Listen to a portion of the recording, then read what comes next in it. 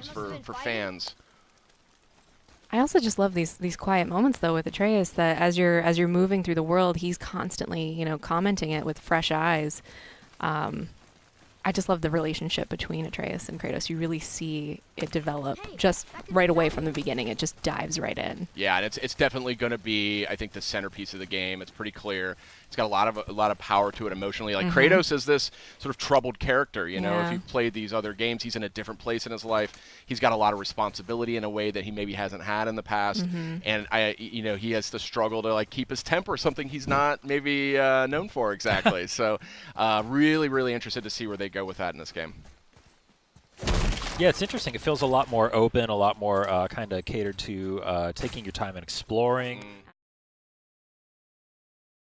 The team at Santa Monica Studio put a lot of work into just creating this sort of Norse world of God of War. And, that extends to the trolls themselves. They have a unique language that they speak amongst each other. So there's actually, this big fella's actually saying something, I don't know what, but I'm assuming it's get out of my way, pesky insect.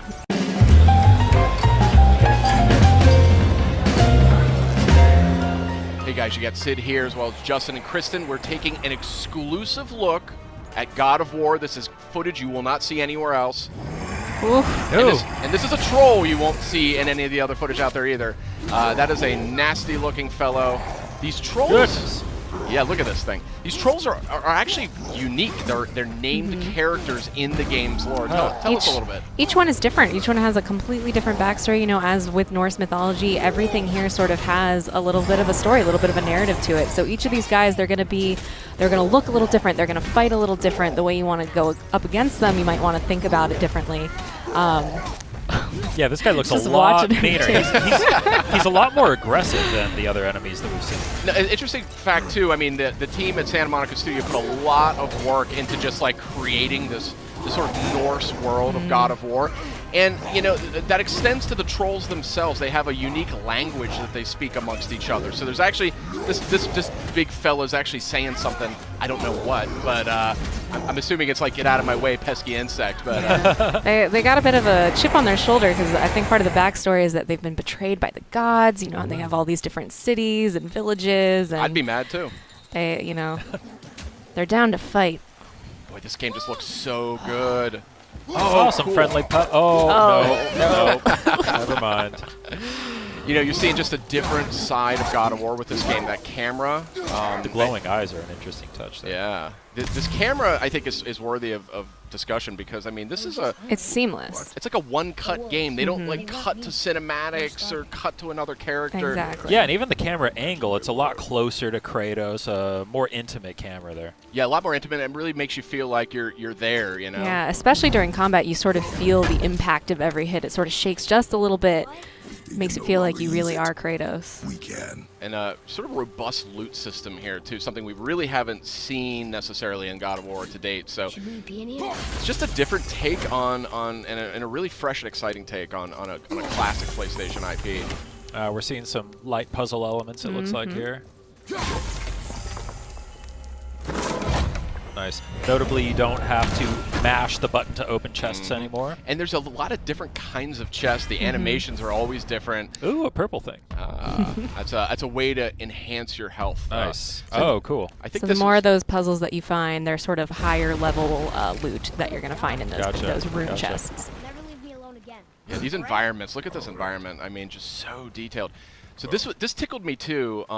This is a new look at God of War, and the climbing is something that I always associated with God of War. You remember those epic climbing sequences? Yeah. So Cory Barlog's sort of a veteran on the series. He worked on the original. He was creative director on the second game, and he's creative director on this title as well. And he's riddled this game with just references, homages, clues for fans.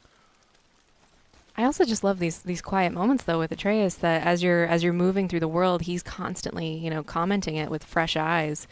I I just love the relationship between Atreus and Kratos. You really see it develop just right away from the beginning. It just dives right in. Yeah, and it's definitely going to be, I think, the centerpiece of the game. It's pretty clear. It's got a lot of power to it emotionally. Like Kratos is this sort of troubled character. You know, if you've played these other games, he's in a different place in his life. He's got a lot of responsibility in a way that he maybe hasn't had in the past, and he has to struggle to like keep his temper, something he's not maybe known for exactly. So, really, really interested to see where they go with that in this game. Yeah, it's interesting. It feels a lot more open, a lot more kind of catered to taking your time and exploring. Absolutely. Kind of punctuated by the fast action sequences. Has this been here all this time? Just beautiful. Why don't you help me up there? Oh, here we have this Leviathan axe. This is the Kratos' new weapon of choice. It has a lot of impact in combat, but it also has some properties that sort of lend themselves to puzzle solving as well. Wait for me, boy. This fog is gorgeous. Yeah, that is some crazy looking fog there. Atreus! Well, hope you liked exclusive sneak peek here at God of War. This is footage you won't see anywhere else, and we are all dying to play it when it launches on PS4 April 20th. See you next time.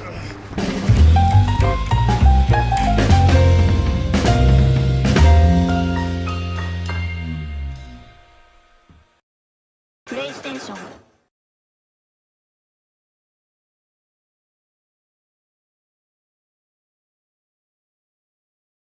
Kratos has always been sort of a one-dimensional character.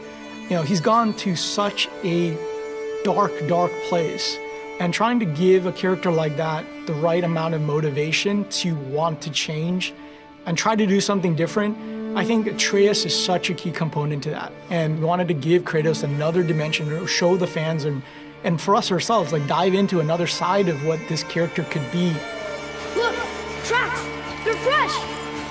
This way! Hi, I'm Jeet Shroff. I'm the gameplay engineering lead on God of War, and this is how we brought Atreus to life.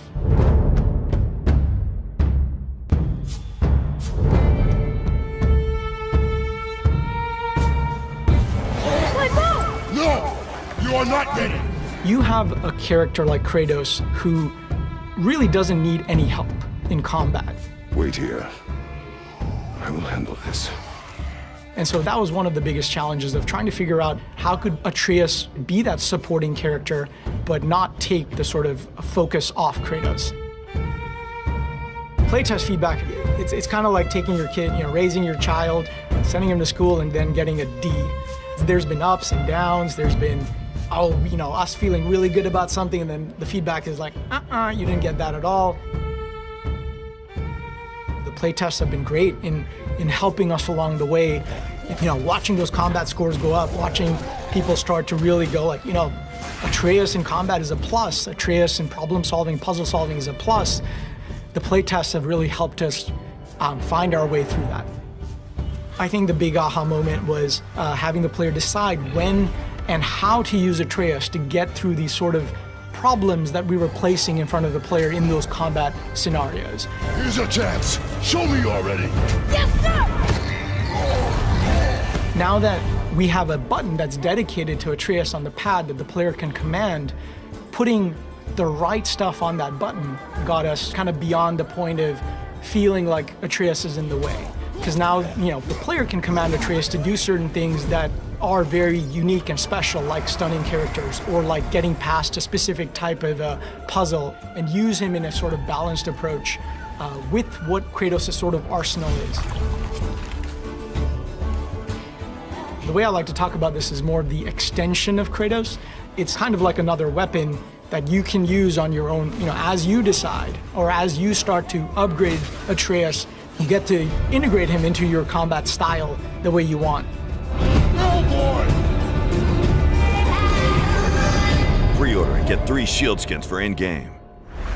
PlayStation.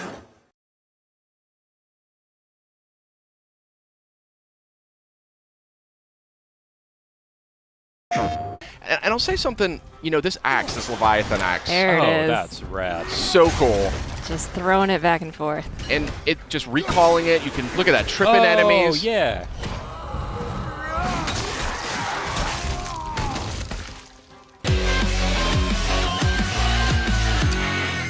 Hey, everybody. Welcome back to PlayStation Underground. We got something real special lined up for you today. Myself, Sid Schumann, Justin Massengill, and Kristen Titus are going to walk you through some new footage from God of War, launching on PS4 April 20th. And my goodness gracious, does this game look sensational. What do you guys think? Wow, that looks very good. Now, Justin, you have not played it. Kristen, I'm coming totally fresh here. That's right. Kristen, you and I got a chance to play yes. this. Yes, we did. And I think it's safe to say that we liked what we played. So first things first, I'm noticing R1, R2 for your Yes. attacks. Oh, That's yeah. a big change. Yes, indeed. No more face buttons. I believe that is still an option that you can select as an optional thing, but you're going to see why when you start playing the game. It's a lot more tactile. It's a lot more immersive. And here we have a parry. You still got that classic action from God of War. And I'll say something, this axe, this Leviathan axe. There it is. That's rad. So cool. Just throwing it back and forth. And it just recalling it, you can look at that, tripping enemies. Oh, yeah. So tell me how Bam. the actual mechanics of using that axe works. You throw it like a boomerang? You throw it and you sort of aim at something, you toss it, and if it hits an enemy, it'll freeze them in place. Okay. You can use it in puzzles. You can then hit a button. I think it's square. You recall it back in your hand. So right there, you can see he's frozen. Stuck in that guy's face. Okay. Now, right now, Kratos, the fisticuffs is very, very fun in this game. As much fun, I think, as the axe. What do you think, Kristen?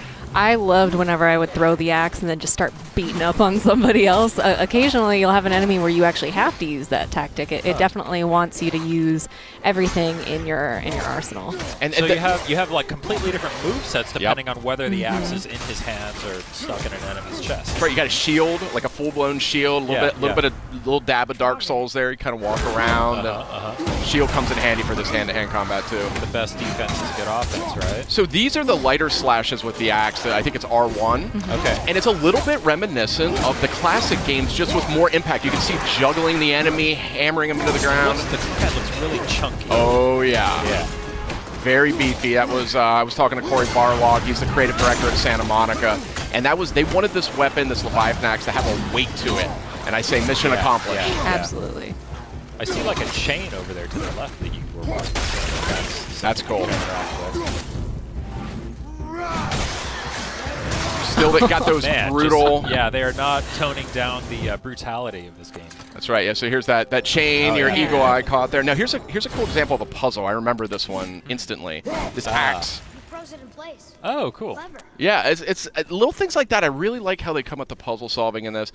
I always liked the puzzles in the last games, but it got to be a little bit much with the block pushing and everything. They really opened that up in this game. Big change. You didn't have to mash that button to open the chest. That's correct. Hack silver is one of the sort of resources you'll collect. Is that like a currency, a crafting material? What's that all A little bit of all the A above. little bit of both. Okay. Yeah.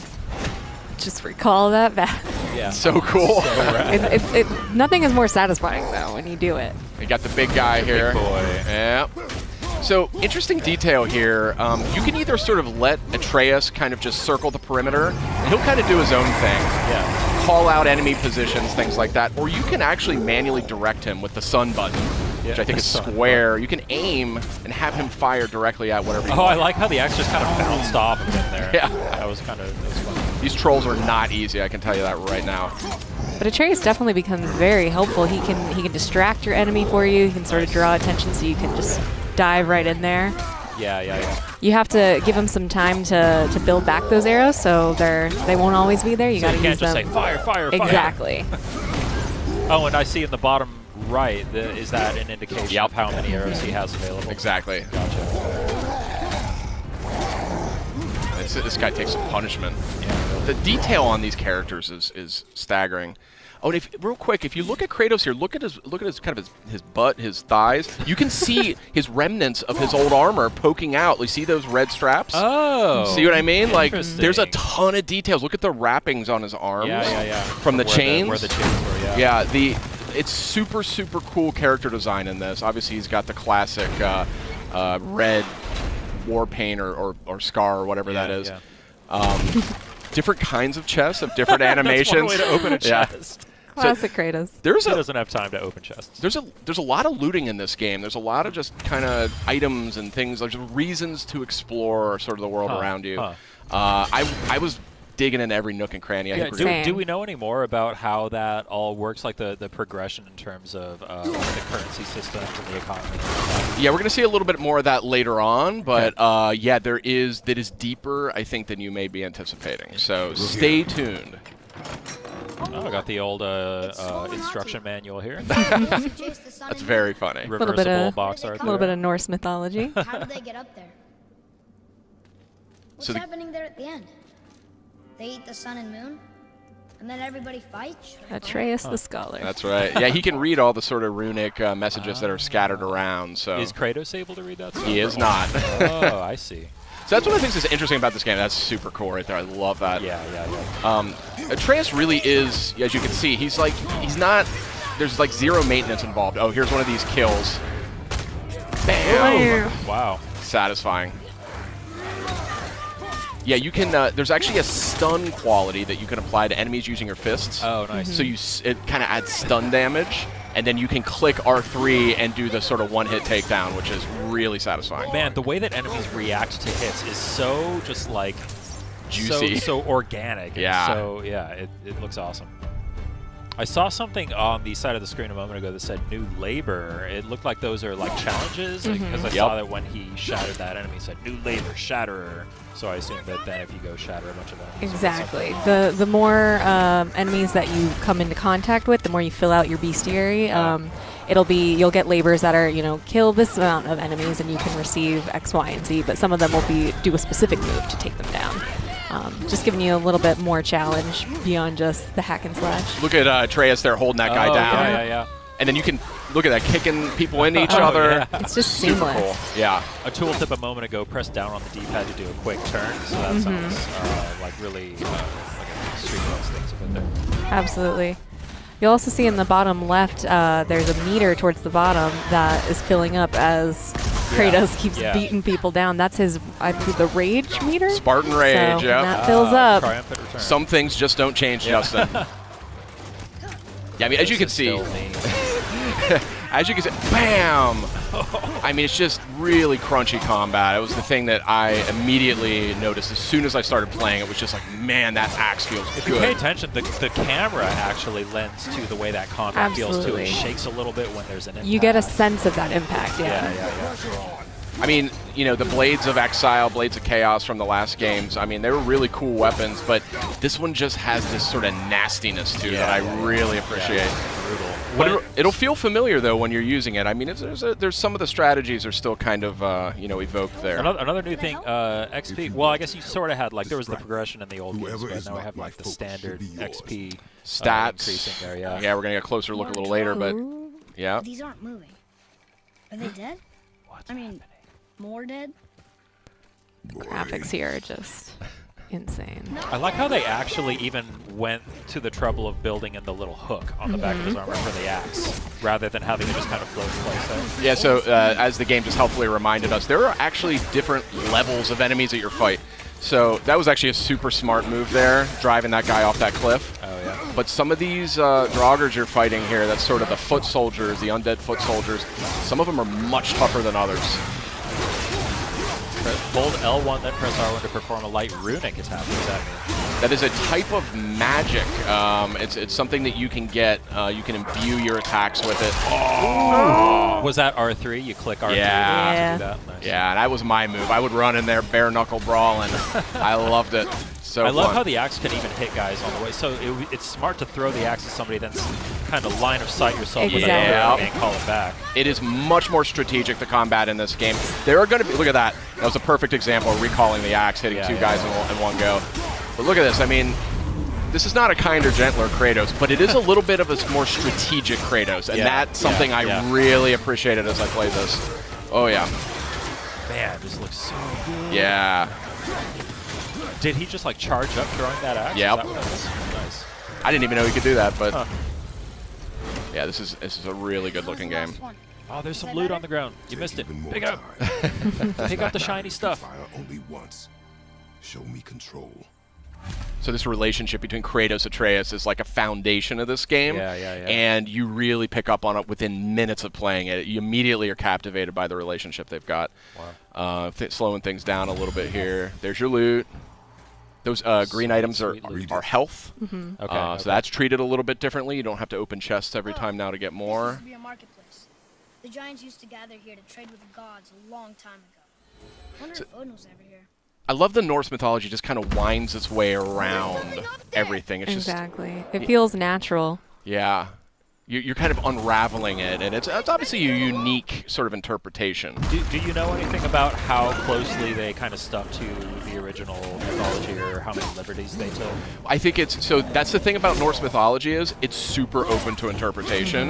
There's different names, different characters. There's a lot of different interpretations of it. So, when I talked to Corey about that, he explained that they really wanted to kind of make their own mark on it and kind of do their own version of it.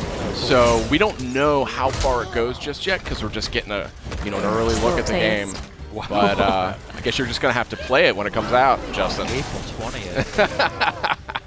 Only on PlayStation 4. These are heavy joggers. Yeah. These guys are serious business. I was really struggling with them. Look, there's a great parry. Look at that. Oh yeah, that was Awesome. great. Oh, shatter that guy. Okay, yeah. So good. I was really excited for this game, but when I played it, I was like, get out of the way. Oh, what's happening here? What is that? Is that like a perfect parry kind of thing? A little bit of runic magic, I believe. Oh, cool. I see you can press L3 and R3 together to do something. That's Spartan Rage. Yeah, that's a real interesting take on that one too. Boom. Oh, I see they have like a little snowflake meter above their health bar as you're hitting them with that axe. I assume that when that fills up, that's when they freeze. Mm-hmm. Nothing like stepping on a little health crystal. It's so cool to finally see this game in action. We've seen so many awesome-looking trailers. The game has looked so impressive ever since we revealed it a couple years ago. Just seeing it being played now just is so encouraging. And man, it looks like they just nailed it. Yeah, I mean, that was my take on it. Like, I just sort of fell in love instantly. What's happening? This is an interesting part. Yeah.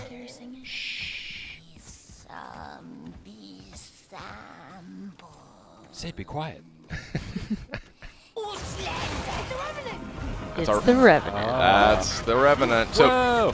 she's a little too quick for Kratos. Like, that's the thing. Oh. See? But maybe Atreus can stun her with a strategic arrow. Boom, right there. Nice. So it's battles like this that really show you how integral Atreus is. He's not just a companion. He is absolutely a part of the fight. That's awesome. So he's going for the stun damage right there. He got it. R3, do it. Ooh. Oh. Oh. There's the brutal Yeah. Kratos we all know. Yeah, if anybody was worried that Kratos was going to be getting a little kinder in his old age. I expect an improvement. This fun little character. What's this guy's name? Brock. Brock. B-R-O-K, Brock. Little blue guy. So, where's the other half of the brand? All my dumb brothers got it. But I got all the talent. This guy cracked me up. Yeah, this I didn't know what to make of this character, but Is he like a blacksmith? yeah. Okay. Yeah. So here you go. Let's get into the deep dive stuff here. Oh, here we go. Yeah, it's juicy. Here's the fun stuff. Mm-hmm. I mean, everything else looks fun. I'm a nerd for like upgrade trees and progression stuff and all that. This game is going to speak to you, my friend. Yeah, there was a lot more going on here than I was expecting, to be totally honest. See, I mean, this is what I was interested in. yeah. God of fashion. Be too careful now. God of fashion. Another quick look. If you look down his lower torso, you see that classic armor poking out from beneath. Now, but our friends sneaky. who were hiding in the trees are back for more. Go on, give that axe a twirl. Got that upgraded Leviathan axe here, and you're going to see this thing is way more potent now.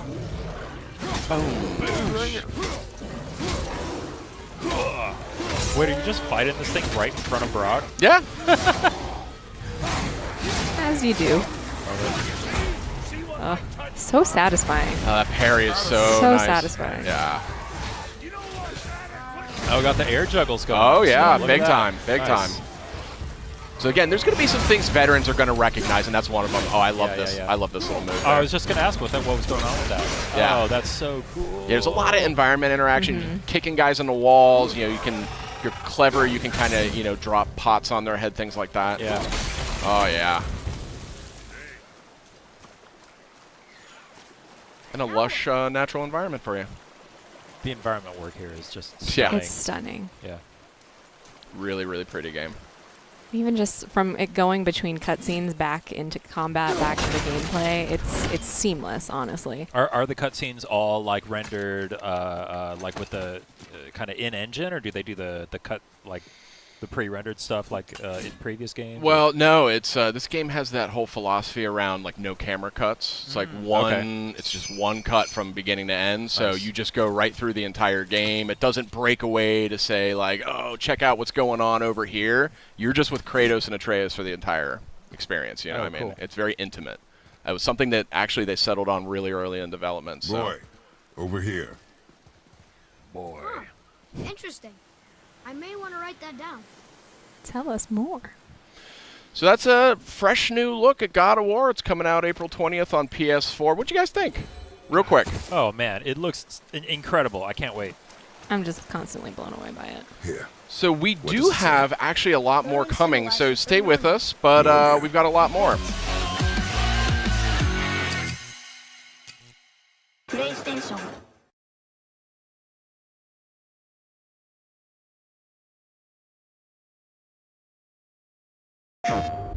Every God of War had power fantasy when it comes to Kratos, meaning that you go into fights and you feel really strong. You feel powerful. You feel like you can take them on. You can feel like you can take anything on, no matter how small, no matter how big. It's like Kratos can handle it.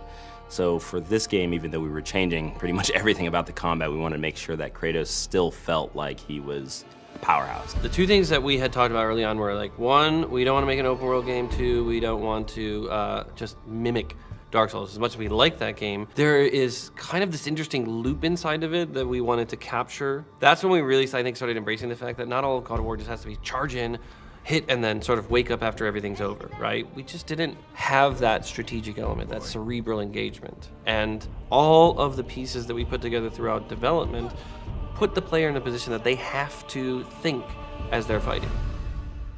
For this game, he's got a new weapon, his Leviathan axe, and with this weapon we wanted to be a little bit more tactical, still feel powerful at the end of the day, but have a little bit more decision making and a little bit more deliberate actions on the player. We created scenarios in which, hey, it's advantageous to really experiment with this. And we've noticed that once people start seeing that, oh, I'm gonna try that one now, right? Because we give you a lot. We want to make sure that, hey, when you win this fight, did you win it slightly different than this other player won the fight? Maybe you kicked him into a wall, stunned him, and grabbed him. Maybe you tripped him and then slammed your axe on top of him to split him in half. There's multiple ways to handle enemies this game. But I love the kind of trick shot stuff with the axe. So like throwing and tripping the character and then repositioning myself to put another character between me and the axe, recalling the axe and taking the character from the ground, popping him up, hitting another character in that line from behind, grabbing and then comboing that, launching him up, and then throwing a runic attack on him.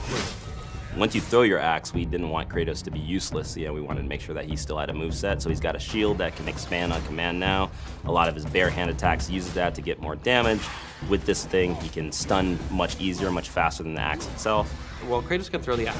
He has ranged abilities, right? If you're blocking, you have to block.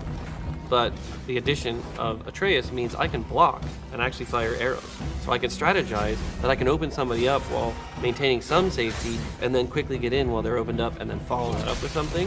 So it gives you a really interesting sense that I can both have an aggressive stance and a defensive stance at the same time.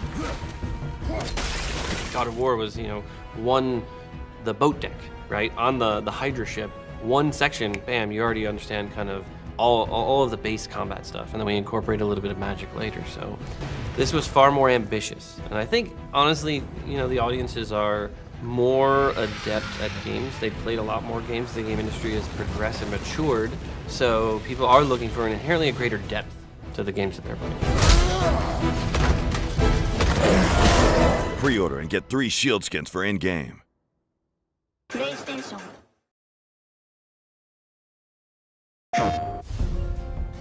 This God of War game is definitely a fresh start for the team. Everything about this game has been new from the get-go. So we got, a new camera perspective, we got a new narrative, we got Atreus, a new mythology, and we knew we had to change the weapon as well. We had to bring something new to the table. The blades are extremely iconic. Everybody expects this. Everybody knows this. There's not a lot you can do new with it without going super extreme, right? So to make a nice big change, I think will have a greater weight, a greater impact. Corey, with his original pitch for the new God of War game, he always pictured him with this axe. That's really the only note we had, is that, okay, he's gonna have an axe. And basically with that, we had to decide, well, what can be special about this axe? And as we previewed animations and did a lot of tests, like there was always this animation of Kratos throwing the axe that seemed like it would be cool, but it'd be like, well, he's gonna throw his weapon away. Like, what use is that gonna be? It's just gonna be gone. You're gonna have to go pick it up. Until, one of our designers, Vincent Napoli, came up with the idea, well, what if he called it back? So we prototyped that, we had him throw the axe out, call it back, and immediately kind of worked very well with the camera perspective, how to deal with enemies, pinpointing targets on them, tripping them again, aiming for the leg. So all the ideas kind of started to spearhead themselves right after that decision was made.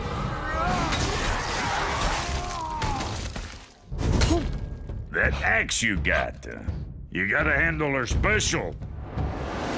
Brock and Sindri, the two dwarven blacksmiths that you meet throughout the game, are able to modify the axe, sort of size of the axe head as well as the handles. Each of these sort of additions adds access to different skills, different moves. Early on when we first started designing, we almost look at it as a car that you're upgrading it.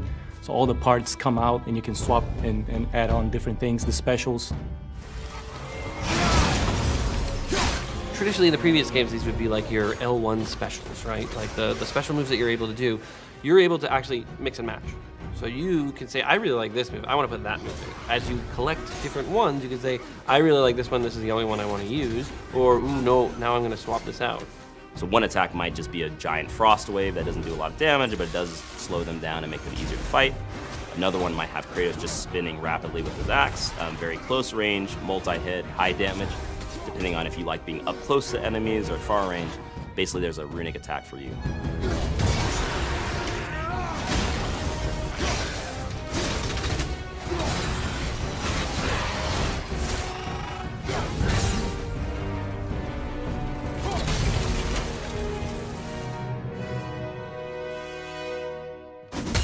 PlayStation.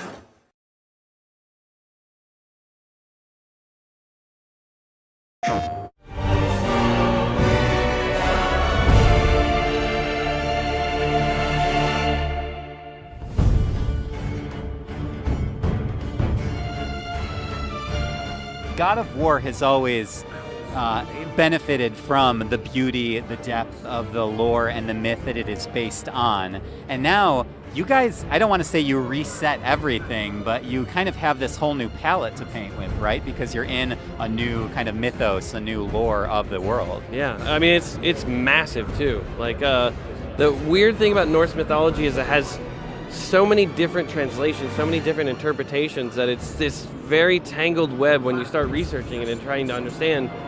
And then, as God of War has done in the previous games, we sort of find our inroad. Ways that we can kind of parallel path things that are going on and feel like we've injected ourselves into a little bit of that history. So there is a story about this stonemason who has a bad run-in with Thor and ends up getting a chisel knocked in his head.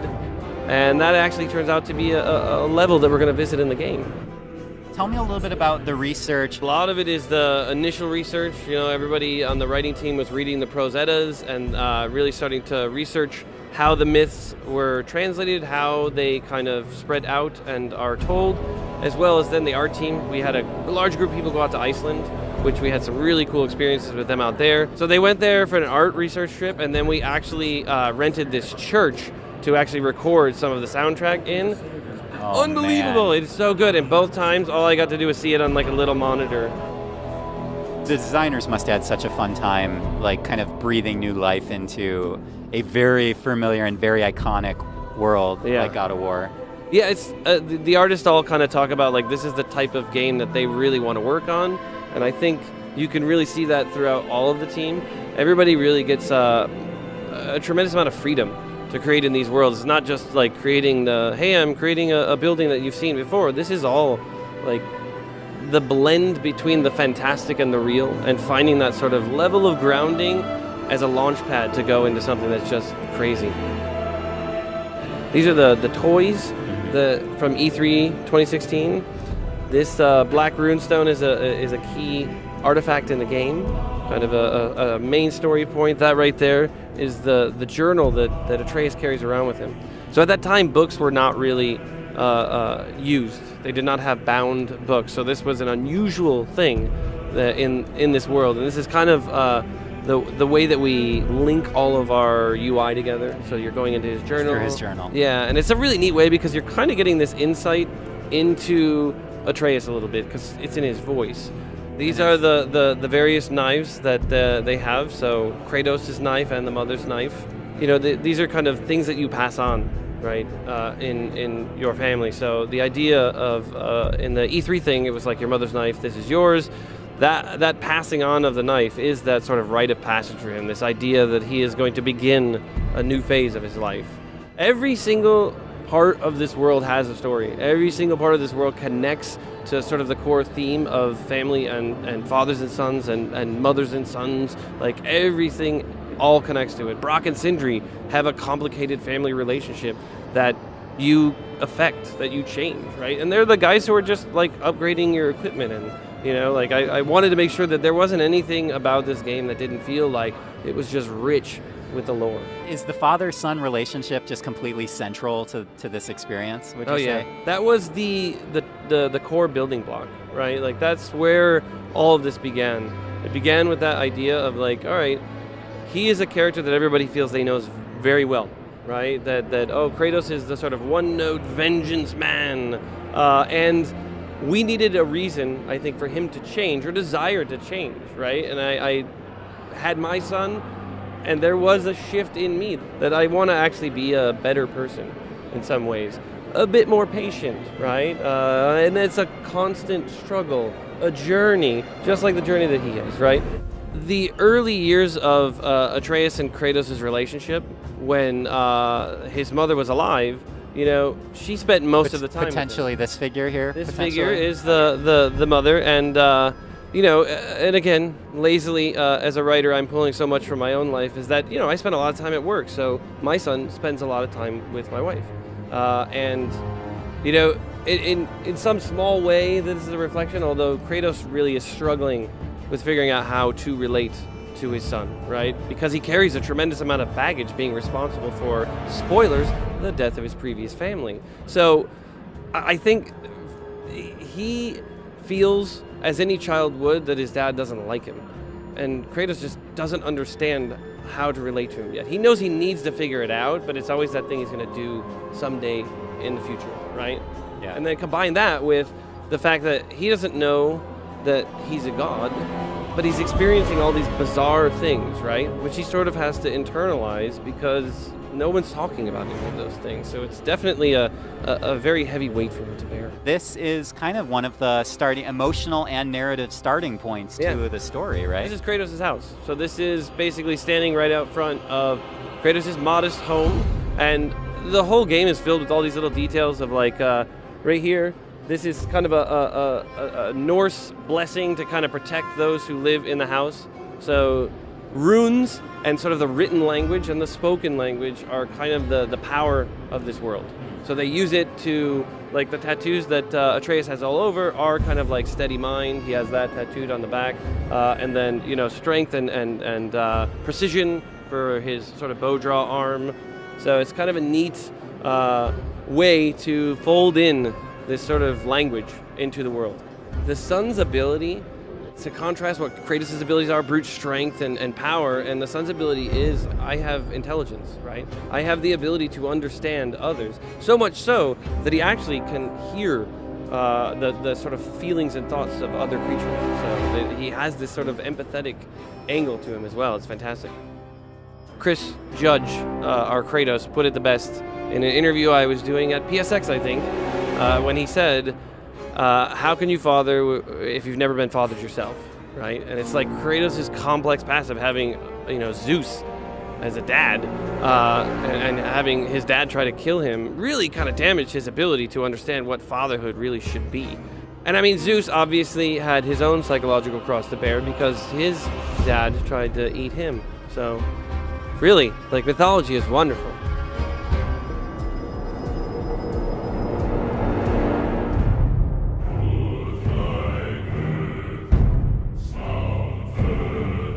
Pre-order and get 3 shield skins for in-game. PlayStation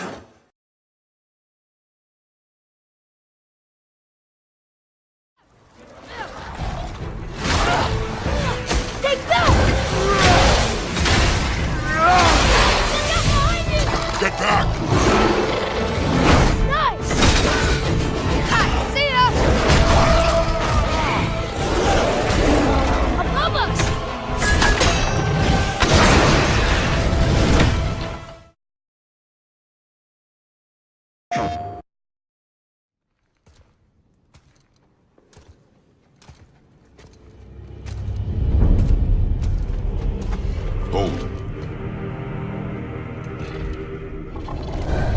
That's the Soul Eater. If that kills us, that's it.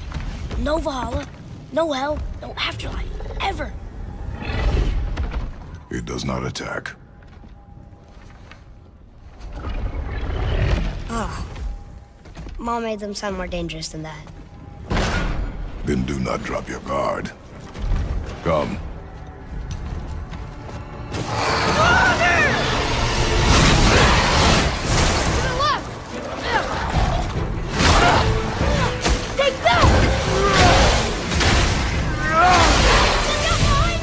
Get back!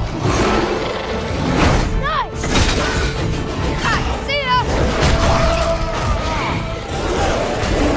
Above us!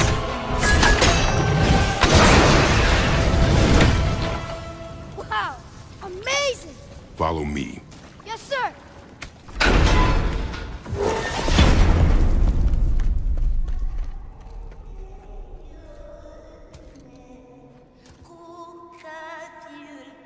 That doesn't sound like a Soul Eater. What do you think it is? We shall see, boy.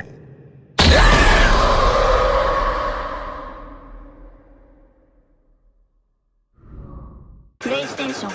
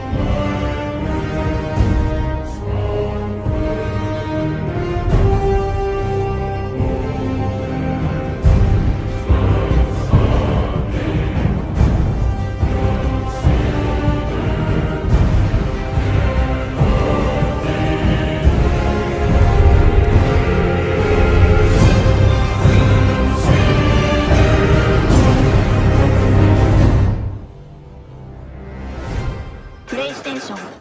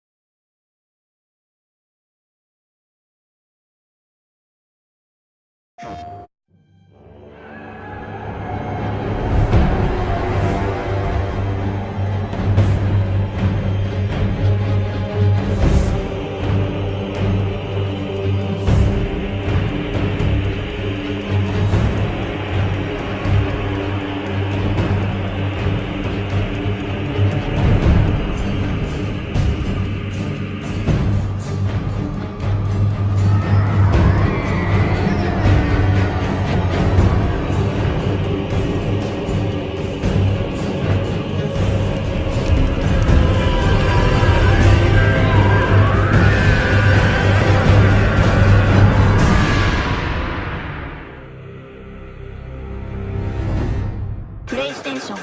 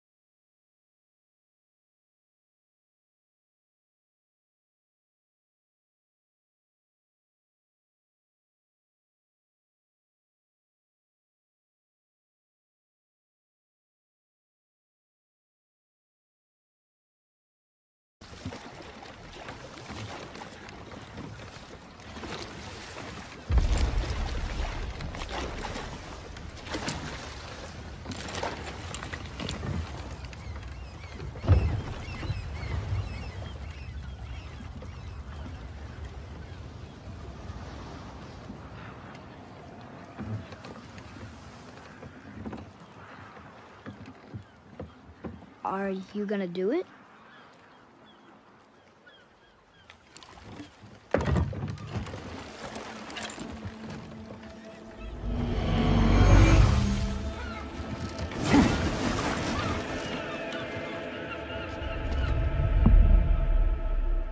You said I was cursed.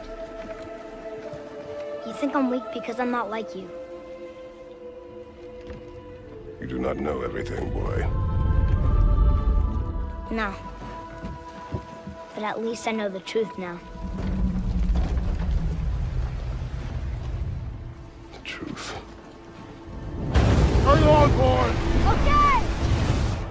The truth.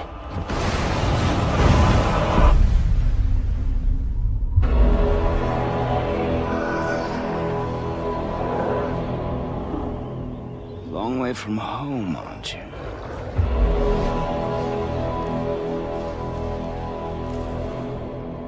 And here I thought your kind was supposed to be so enlightened, so much better than us.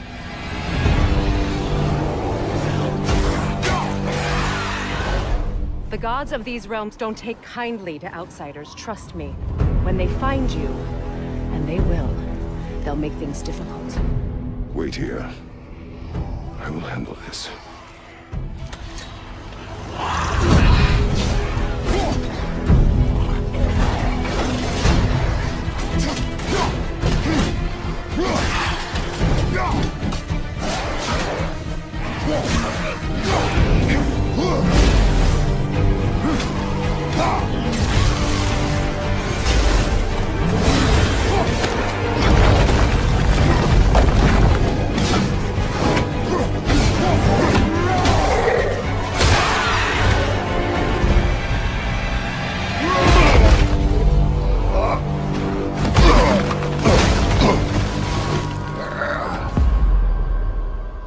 Wow, that was something, that fight.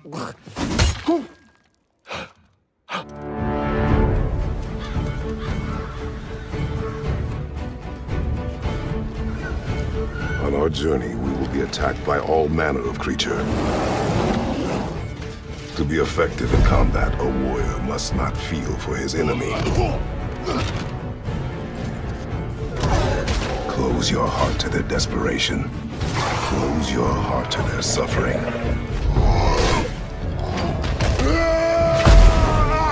The road ahead is long and unforgiving. No place for a boy. You must be a warrior. But not everyone is bad. Mother always said to be open to those who can help. Who you were before doesn't matter. This boy is not your past, he is your son. And he needs his father.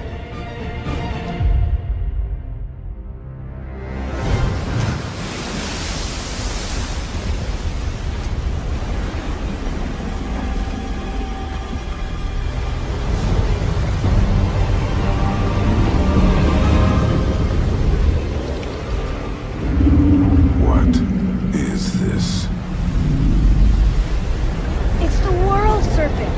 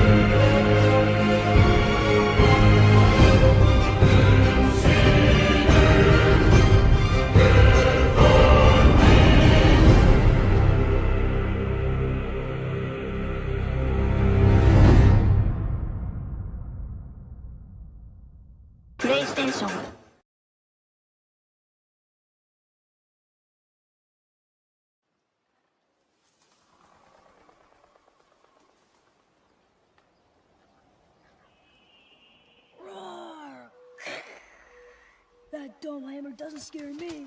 Boom! Oh no! Boy! Stop! Boy!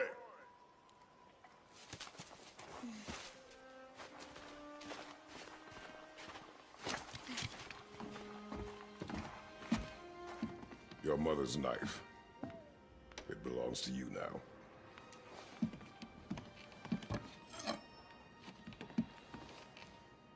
What for?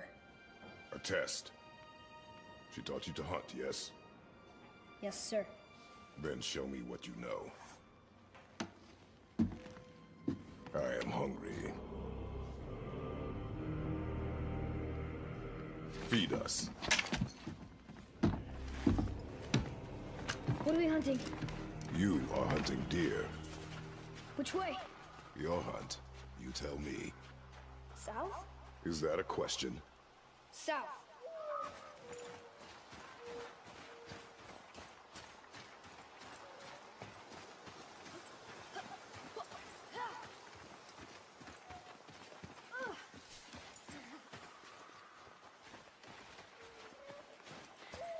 Look! Tracks! They're fresh! This way!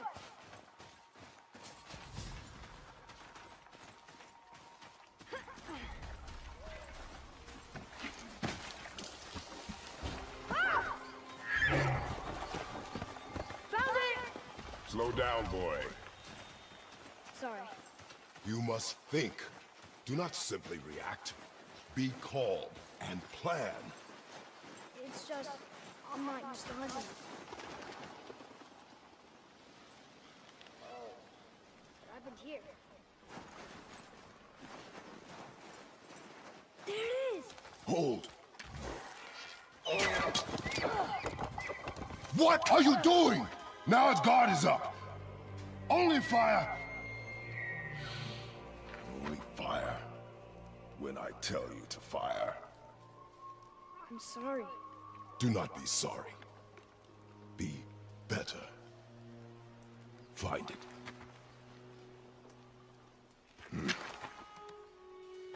Find it.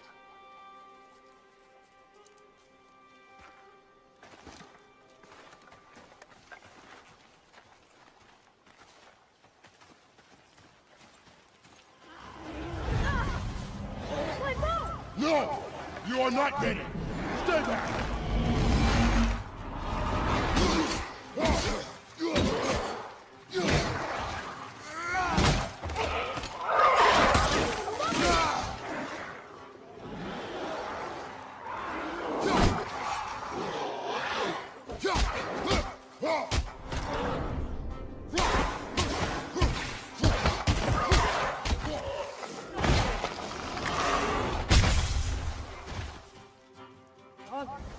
I knew something fell off about the forest. Keep moving.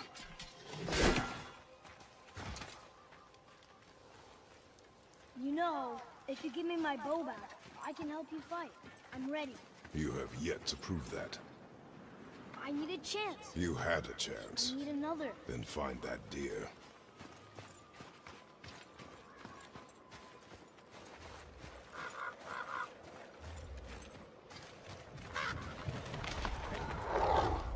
Back away, boy!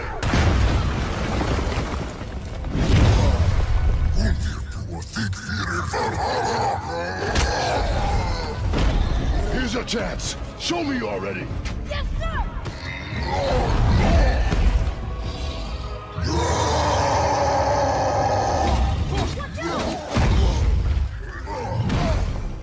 Back off, little bleeding! And space your shots! I will draw it to me!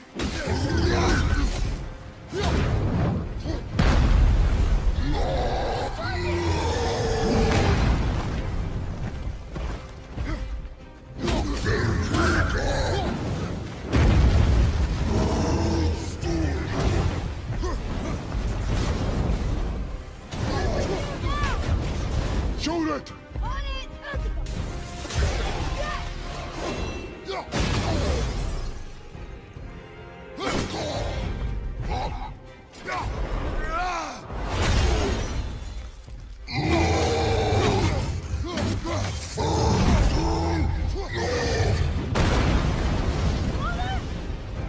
time! I will bring it down! You will kill it!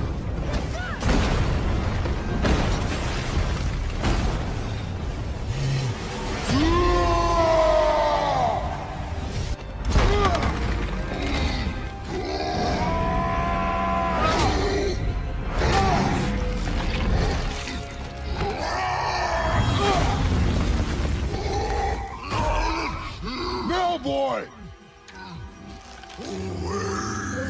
What? Do it!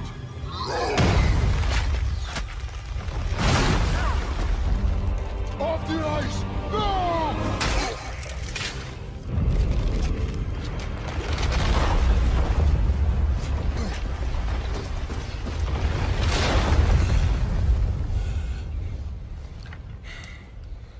I am so sorry. Your deer is getting away. Yes, sir.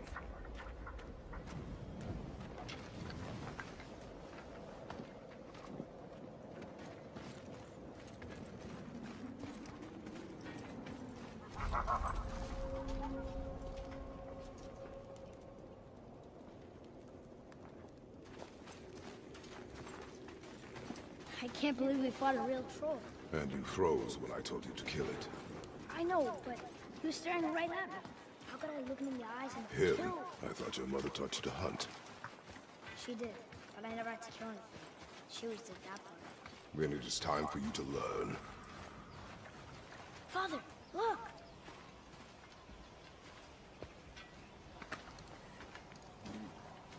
Wait for my mark. Relax. Do not think of it as an animal. It is simply a target. Clear your mind.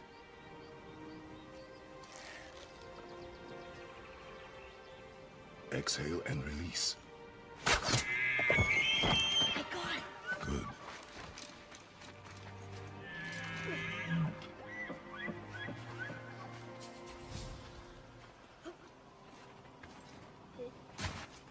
It's still alive.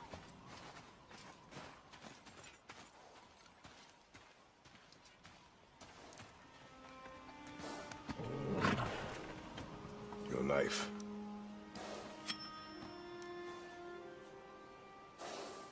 No. Finish what you started.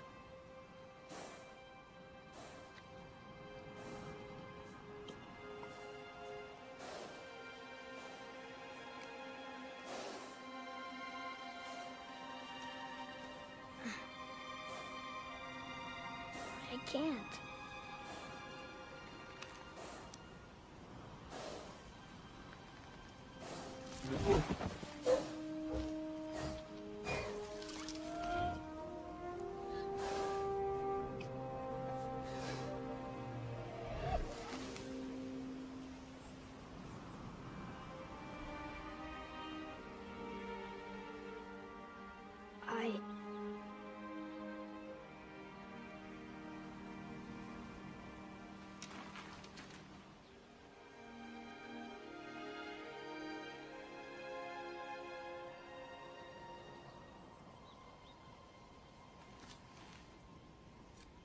Now, you are ready.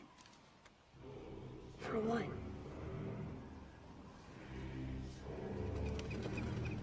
A new beginning.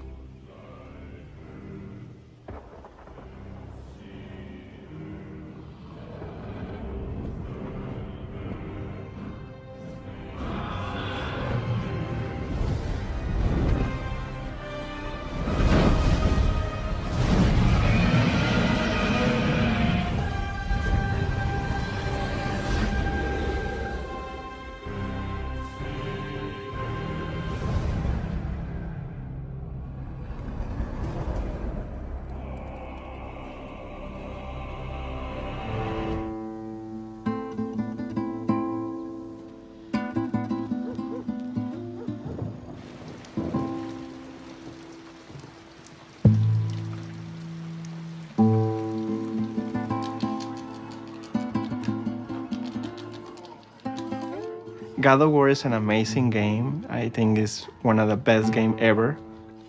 I connected the game because Kratos' emotions, his goals, he In fact, it's for his determination to make some things happen. This is the idea of the game. Don't give up. Oh. My name is Emanuel Mojica. I am from Jalisco, Nayarit, in Mexico. My passion is God of War, and I live with my mother and with my uncle. I almost finished my career at my university, and then my grandmother died. And I feel very bad because she was our family pillar. Then my mother gets sick. So I have to take 2 jobs for resolve that kind of problems. I was working 16 hours a day and was a little complicated. And that period of my life was very, very hard. Maybe I will play on a game for maybe escape from this crappy life and have something fun. God of War is the story of a mortal man ascending to the ranks of a god. Kratos, the tragic human, caught in this familial cycle of mistrust. That, to me, was the biggest sort of aha for the next game. I knew I needed to connect this to something personal. Boy! Our son was going through the struggles of having very long bedtimes, right? And it just really got me thinking heavily about how would Kratos deal with this situation? What does the guy whose entire life centered around vengeance, what would it be like if a guy like that tried to make the right decision? I struggled a lot trying to find what the story was, so there was a tremendous amount of pressure and a lot of self-doubt. So to connect with a gamer who says, this affected me, that is invaluable. My first experience with the game was because my cousin introduced the game. Hey, you wanna play a game? Yeah, okay, let's do something. I have a 1 hour a day and I start to play. That helps me. I really want to see how will end this kind of game. So you start to fight, you submerge in the game. You don't feel like, I am playing this game with the control. No, you are inside the game. You feel all the Kratos feel. And that was my escape.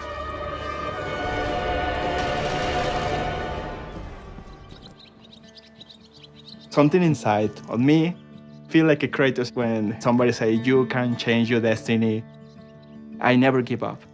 Like a Kratos, never give up. I never give up.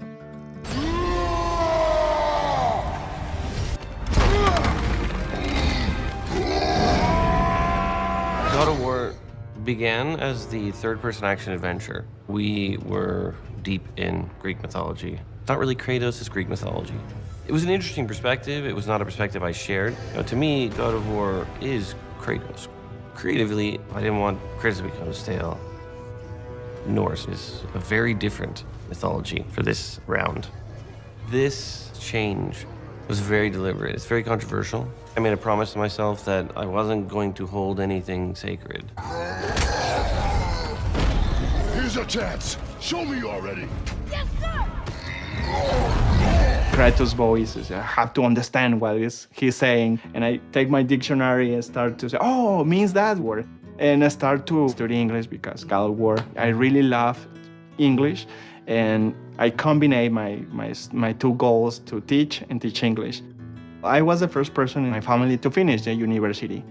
When you are a teacher, you can change the future to another person's. You can change the vision to the children's, and you can create a better future teaching. Here, you have to write in simple past. I first heard about a manual from Aaron Kaufman, our community manager, who had talked about this God of War fan.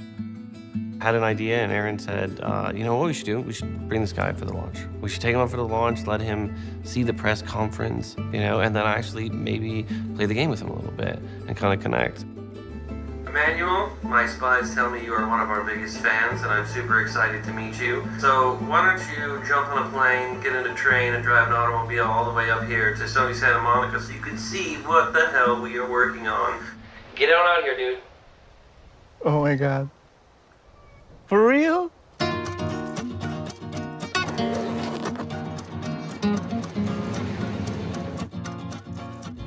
Wow, incredible excited. I am very, very happy. I am dying for be there. It's amazing.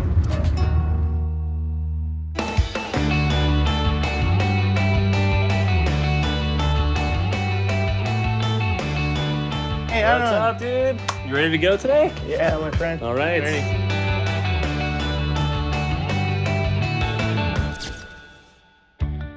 I am taking you to the PlayStation press conference. Oh, really? We're going there right now. I've even No, got. come on, put it the gas. No.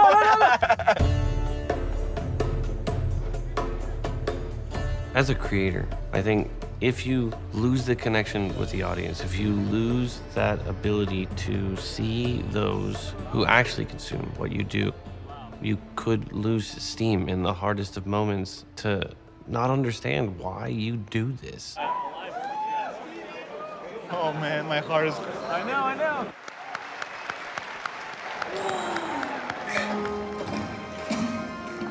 Your mother's knife. Show me what you know. I am humble.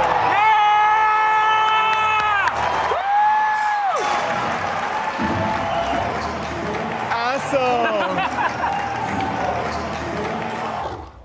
Back away, boy!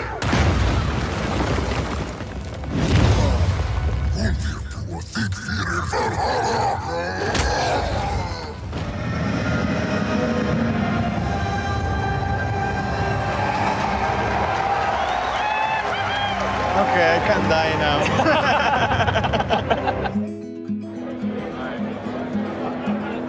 Keep going down. Okay. Probably not up here. Where are you, man? What's up, man? Unreal. Oh, Do you like the show? epic, it's Very the word.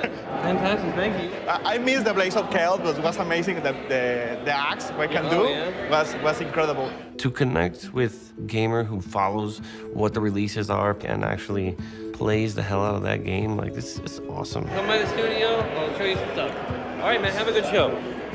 Great to meet too. you. See you tomorrow. All right. Oh my God. Manuel, what's up, Oh, man? Cody! How's it going, man? How are you? Very good, very good. How was last night? Oh, awesome. It was very interesting. A lot of big doubts about what is that, why it is new, how Kratos over there. Kratos wanted nothing more in this one than to have his son not fear him and not want to kill him. You know, that's the cycle he wants to break. He wants to create a situation where the next day is better than the one before. And it took him getting away from this, isolating himself, and shunning the aspect of being a god. So through this whole story, you will play as Kratos, and you have this connection with the kid, this idea of an extension of Kratos. The kid is that, but it's somebody that you're teaching. You're training the future of the franchise. Every player is making. It is an interactive medium, so it isn't, you know, we can say, oh, if it doesn't play well, who cares? You know, their opinion matters tremendously. It's like an evolution to this character. Yeah. It's different evolution. It's an evolution. Yeah, a lot of people have, you know, that feeling when you try to make something different or completely different. A lot of people say, no, I don't want it. The game needs an evolution. Yep. You are introduce a new character to the God of War fans. And maintain that through line. I think right now people are saying you can't have a God of War game without the cinematic camera, it'll never work. And it's just patently false. Let's go play the game. Yeah, of course. For me, at least, having this through line of a character who you know is kind of this tragic immortal. But we like to know in our lives, when we fail, we can get up the same way that he can get up. It's like a completely new lesson to say, okay, Kratos is a struggle every single day like you are doing in your life. It feels better when it is grounded in some kind of reality, when these stories ring true, you know? Yeah, exactly.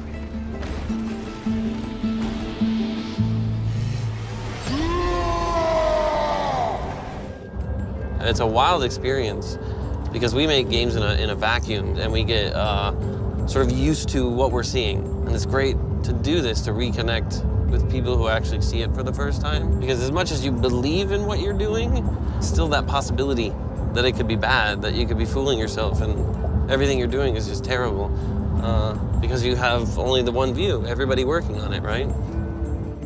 All right, so now is going to be the exciting thing of trying to figure out where the hell the Sony booth is at, of which I have no clue whatsoever. This is awesome. That's fantastic.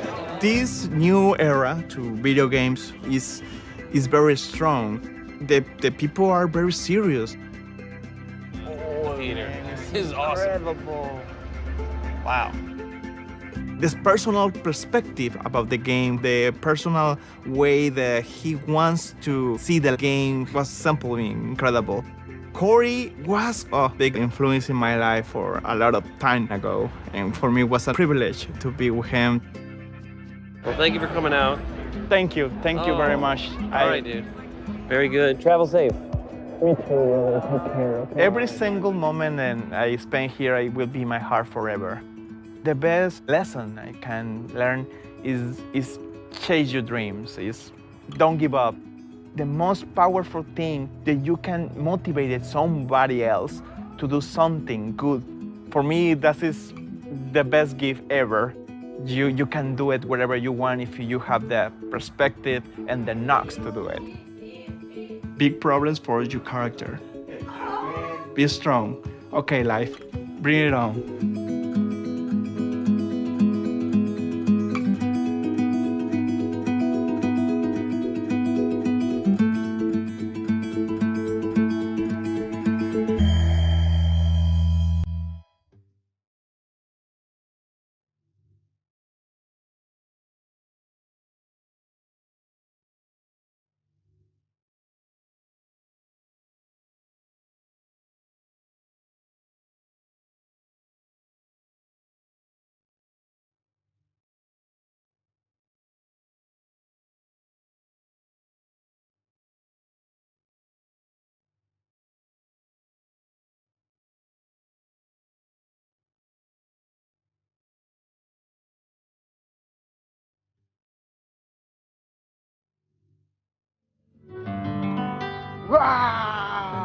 Thing like that.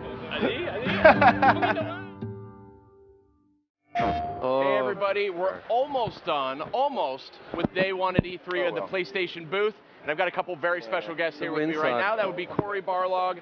You're the creative director for God of War. Yes. Very exciting. Welcome. Thank you. Thank you for having us. Christopher Judge, who are you? Who are you? I am fortunate enough to be playing Kratos. Oh man, that's awesome. Excellent. Excellent. So you're playing Kratos. I want to talk a little bit more about that. But first, I want to talk a little bit about that magical moment last night when the orchestra was going and those curtains raised and we saw really what became God of War. What was going through your head as you saw all of this? Don't screw up, don't screw up, don't screw up. No, actually, I was super relaxed about the playthrough, and when I kind of got a full view of the audience and we started playing and everything started clicking in, it was the greatest feeling ever. I mean, it was when Kratos first came on screen and people stood up and cheered, like that kind of threw me. I knew we kind of left room for applause, like maybe people will clap here. Oh, he broke his mic. Seriously, you cannot trust this guy with any technology. Do you want to take that off? He's shedding the mic, right? Like, he's so tough, he breaks mics with his 2 fingers. But yeah, I was so floored by that response. It was amazing. We've worked so hard for so long. So it's great to hear that. You're no stranger to the God of War franchise, actually. That's very true. So you worked on the original one. I want to say you were art director. Animation director. Animation director. I was close. That was close. It had an A in it, so you were there. Then you were game director on God of War 2, which is one of my personal favorites out of the series. Thank you. You spent your time in the wilderness for a while. Now you're back. And this is a bold new vision. I mean, there's no two ways about it. Tell me a little bit. Let's get inside your head a little bit about this new approach. I mean, you can even just see here, gorgeous looking game, but very, very distinct visually from what we know of as God of War. Yeah, I think right from the beginning, we wanted to rip this whole thing up and rebuild it from scratch. Find all the things that worked. Really the things that were like, this is great, we love this must stay. But all the things that felt like they were not steering towards this core vision of a closer, more intimate look at Kratos' life. Like, this character, the first chapter of his life really is this kind of birth of the anti-hero inside the era of Greek games. Like 7 games, this amazing sort of introduction to this character. And just like long format television, where a character can go from one side to the polar opposite, they can be hated and loathed and then sympathized with throughout this entire sort of arc, we're doing something similar. I love the challenge of taking something like that on and making people think. So tell me a little bit about the universe we're seeing here. I mean, can you get into any of that? I mean, this is radically different. This is definitely not, again, the sort of Greek mythology that we all know and love. This is, it doesn't appear to be at least, this is something really fresh and different. Yeah. So tell me a little bit about how you landed on this look and how you landed on the setting. The setting, we kind of had kicked around a bunch of mythologies for quite a while. We ended up in a period that is not the Viking era. It's sort of, before the Viking era is the migration, and then before the migration, this sort of pre-migration era, is the era we're sort of positing that the Vikings always talk about when they say the gods have abandoned us. They used to walk the earth. Odin and Loki and Thor all walked amongst with beasts and monsters. So this period of time in Scandinavia that we're at is actually this time when the gods walk the earth. And kind of the visual direction, like we've worked a long time kind of finding this idea of isolating Kratos and his son so that they're in a world where nobody is friendly. They are not going to be high-fiving a bunch of people throughout this world. This is a world where everything is hostile, where the son is actually the only one who understands the language. So the player, playing as Kratos, experiences that kind of stranger in a strange land where their kid actually has a lot of the power. They don't understand the language. The troll is speaking in ancient Norse. So the kid would actually understand what he's saying. Kratos and the player, we don't understand. So we kind of have this interesting sort of inroad to that, which I think allows us to really focus on a new dynamic with Kratos and his son. That's awesome, and I want to talk a little bit more about that. But Christopher, I want to talk to you a little bit too, because you're now playing Kratos. This is a very iconic role for gamers, obviously. This is a little bit of a different Kratos too than we've seen in the past. So how are you approaching the character? I mean, what are his motivations? How do you see him? Well, you know, when I first started researching Kratos, he obviously is a very visceral, very physical guy, and looking at it as an actor, I hate to use the term one-dimensional, but from an emotional standpoint, it was. So when I looked at this script, and I think one of the first days that we met, one of the first things I said was, like, this is like a script. It's not a game script. Right. It's a script. It's a fleshed out story with fleshed out characters that run the gamut of full emotional ranges. And what really touched me was Kratos and his struggle to accept a new role, to not be the same old Kratos. And so just from that aspect, there's just so many places to go emotionally and acting wise. I mean, it truly is like the role of a lifetime. That's awesome. I mean, but this is still Kratos, right? This is still Kratos. Mm-hmm. This is not a new Kratos. This is the Kratos we know, right? Yeah. But at a different time in his life, it seems like. Right. Yeah, he's older. He's kind of in that first chapter. It's kind of that birth of the anti-hero, but this is Kratos as he's sort of looking through life through a different lens, you know? For me, it reflects, I think, a lot of creative people when they make something. A lot of what they make is part of their own life, what they're seeing reflected back to them in their own life. And for me, I'm kind of at a different phase in my life. And that motivated this, like, well, that's an interesting thing. I look at the world differently now than I did when I started on God of War. Like, my view of the world, how I perceive characters and stories is totally different. And how interesting would that be if Kratos walked along that parallel path?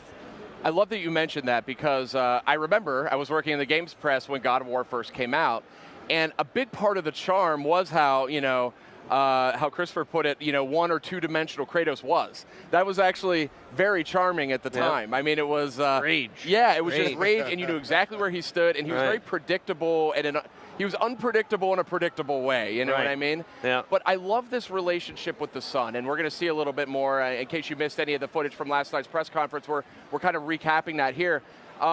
It's a little bit. He seems almost a little frustrated with his son in some instances, but he's trying to be patient. You could, at least from my perspective, seems like he's really trying to challenge himself to be a little bit of a different guy. Yep. I just think that's fascinating. He struggles. I mean, it's the human part of the whole experience. Like, no matter how fantastic the story is the setting that you're in, these sort of real human challenges of like another person, a tiny human, not listening to the words that you're saying and not understanding what you think is very simple, and that frustration of like, I can't let the anger out. I have to convey this information, and it's also, I think the Kratos challenge is that how much of himself, his real self, is he going to show his kid? Yep. And how much of his real self does he see in his kid, and how much does that just crush him? Yeah. To see that. There's two universals that I absolutely love. That I think for things to be successful and relatable, they have to have commonality. They have to have themology that people can relate to. One is what changes more than having a child, more than a child, nothing. And the second, which I mean, how do you father when you've never been fathered? Right. And trying to find that. That's really good. That's great. Did you just come up with that now? I've actually been thinking about it. God, we're gonna pay you. Well, that is the cherry on top. That is really good. How do you father when you've never been fathered, man? I mean, I just came up with that. Now, I love this scene in particular. I think this is the one. There was, some great combat, some great action in the scene in this entire demo, but this little sequence right here gives me chills, even watching it again. Let's just take a second and acknowledge it.